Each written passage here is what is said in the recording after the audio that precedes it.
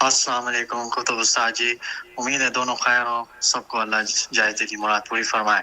تین چیزیں، بس پہلی مفتی صاحب کے دعا کر دی ربیع الاول کا مہینہ شروع ہو گیا، رسول اللہ کا دیدار ہو جائے۔ دوسرا مفتی صاحب آیت غوث کیا ہوتی ہے، اس کو کیسے پڑھ سکتے ہیں کوئی بھی جائز دلی مراد کے لیے؟ جزاک اللہ، دعاؤں کی درخواست۔ اللہ حافظ۔ ماشاء اللہ ماشاء اللہ۔ ڈاکٹر حارث صاحب، حارث مجید جو ہے وہ کینیڈا سے کال کر رہے ہیں، اور باقی یہ ہے کہ ظاہر ہے کہ ربیع الاول شروع ہو چکا ہے یقیناً، اور صلاۃ والسلام جو ہے یہ اس کی شاندار جو ہے نیکی ہے اس مہینے کے اندر۔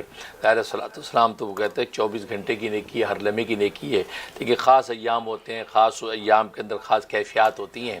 ظاہر ہے کہ ربیع الاول میں یہ نعمت عظمیٰ ہمیں ملی ہے، سرکار دو عالم صلی اللہ علیہ وسلم کی رحمۃ للعالمین ذات ہمیں نصیب ہوئی ہے، ہم اس رحمۃ للعالمین کی ذات کے لیے زیادہ سے زیادہ جو دعائے رحمت کریں۔ اور دوسری بات یہ کہ آپ کہتے ہیں آیت غوث کسے کہتے ہیں، کہ یہ سورہ فتح کی آخری آیت محمد الرسول اللہ والذین معہ اشداء علی الکفار رحماء بینہم، یہ آخر تک جو اس کو آیت غوث کہا جاتا ہے۔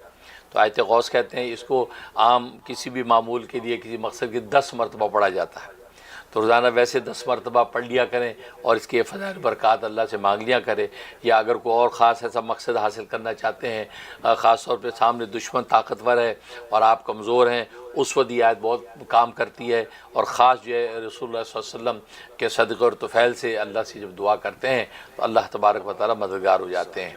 تو اس انداز سے آیت غوث سے آپ فائدہ اٹھا سکتے ہیں۔